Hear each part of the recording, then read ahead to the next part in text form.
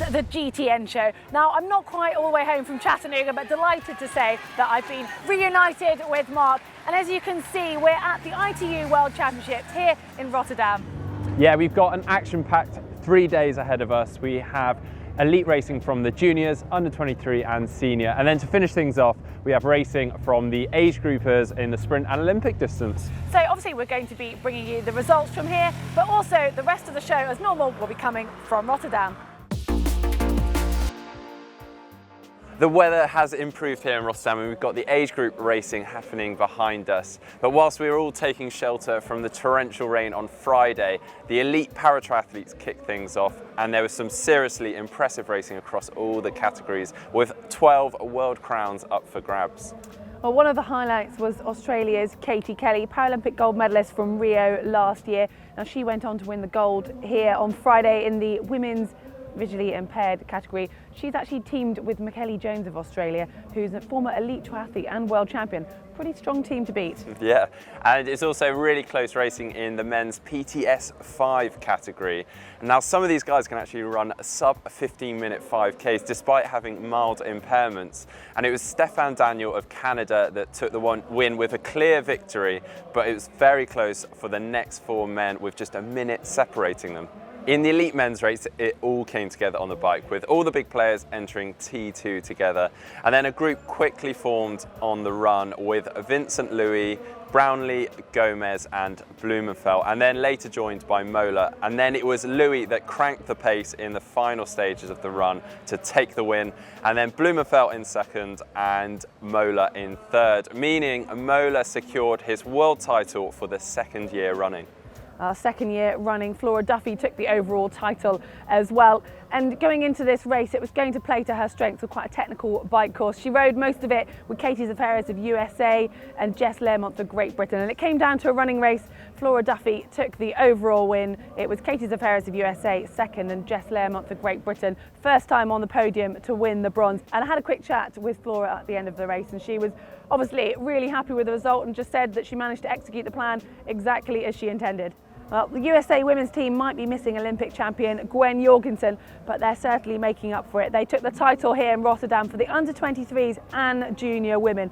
It was Tamara Gorman who led the field in the under-23s, and a group of 13 headed off into the run. She spent a year working on her running and it certainly showed. The silver went to Melanie Santos of Portugal and the bronze to Sophie Caldwell of Great Britain.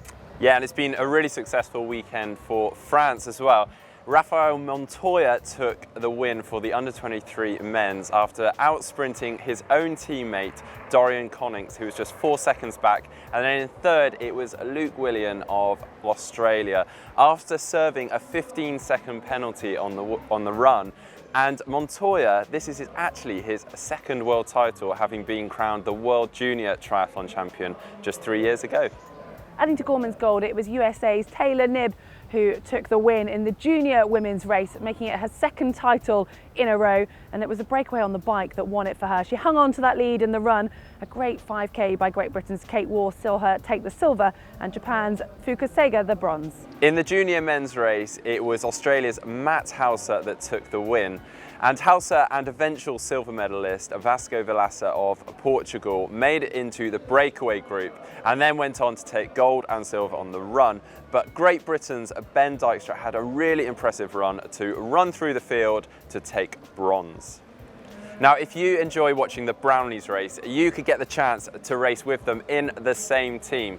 Challenge have just announced that both the brothers are going to be competing in their Challenge Fort Village event on the 29th of October. Johnny and Alistair are going to be in separate teams, so that means there's 4 slots up for grabs and those are going to be auctioned off on eBay for charity. Now for the weekly poll, and last week we asked you who you think will become the ITU Men's World Champion. Well, in 4th place it was Fernando Alaza. And in 3rd place, Richard Murray. Second was Javier Gomez. And in 1st place, a quite convincing Mario Mola. Well done, guys. That's 2 weeks in a row. You've got the correct answer. Let's see if you can make it 3. Although this week, it's actually going to be your opinion that counts, so maybe a little harder on that one. We're asking you who you think is the current best all-round male triathlete. It's a tricky one, and those options are Javier Gomez, Alistair Brownlee and Jan Frodeno. But if you have someone else on your mind, just select other and drop that option in the comments below. And you can do that by clicking on the link above Heather's head. Well, we've been reading all your comments and we've picked out a few that have caught our eye this week. And one that I wanted to share with you was from the recovery video that I did in Chattanooga. And Del Torres has written in saying, I think the video was cut in a way that there was no ice when I entered. Now, Del Torres is referring to me getting into an ice bath, and I can promise you, I was made to pour the ice in before I got in that bath. Yeah, and on our How to Train with Heart Rate video, PN Musta said, my heart rate monitor says either dying or not dying. Now, I can definitely relate to that. And our final one was on the Tim Reed Pro Bike video, and it comes from Joe Hampson. And Joe says, is his free hub made of hornets? Now, obviously, we love reading your comments and we love sharing them as well. So please keep them coming on YouTube and on Facebook. Now I'm back in the studio picking up the race results from around the world now that they're in after the weekend. And other than the big ITU Grand Final event in Rotterdam, we do have a few other events for you. So to start things off, we have the Ironman 70.3 in Weymouth, where James Cunningham put on a very impressive display. He led off the bike with 4 minutes and then continued to increase his lead by another 2 minutes to take the win. And in second, it was Tom Lecomte of France, and in third, it was Kenneth van den Drijske of Belgium.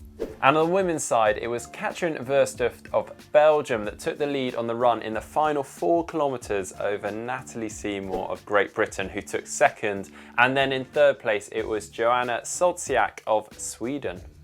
And due to tough conditions at Challenge Davos in Switzerland, they actually decided to cancel the swim because of cold lake and air temperatures, and because of snow on the top of the mountain. They decided to make the cycling section a hill time trial, followed by a short break and then a half marathon. And in the men's race, that was won by Thomas Steger of Austria.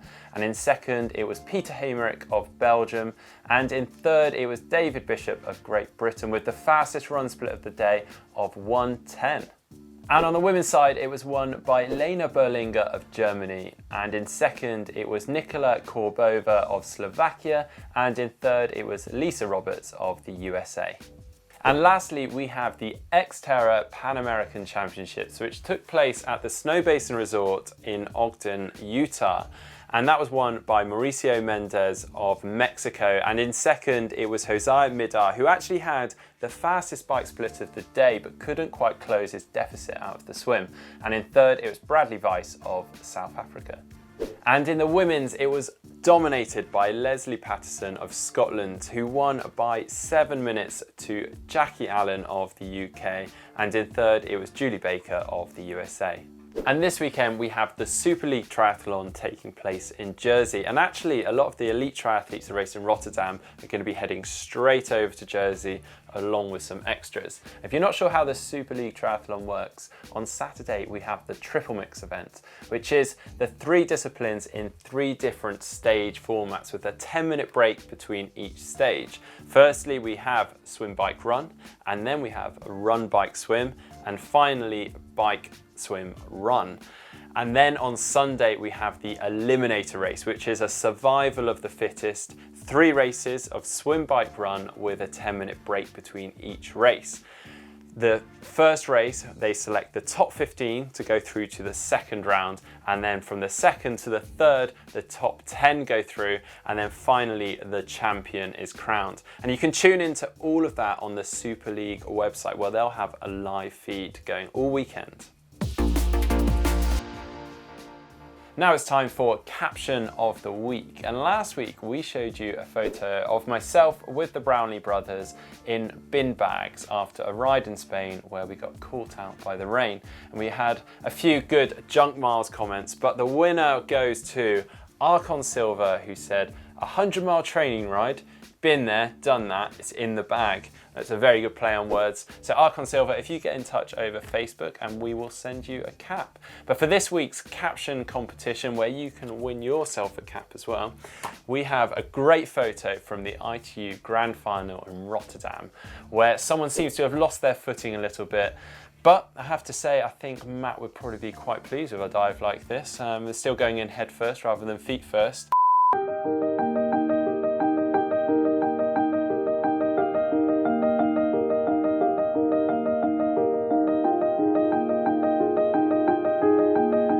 So please post your captions in the comments below.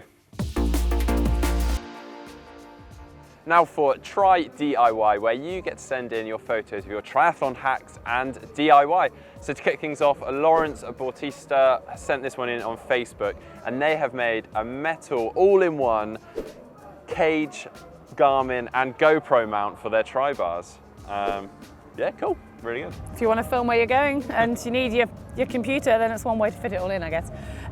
Connor Kohler has sent in a picture of his home-built bike rack for his college dorm. Now you've got to get some kudos having something like that in your college dorm. Yeah, I think someone with OCD would definitely respect that. It's very nice. And Ansgar Winbeck has sent in her triathlon drinking system. We had one of these on last week's show, but this one's taking it to the next level. They've used a camelback straw. Ansgar's kept to a pretty good budget with this, €7.29 all in.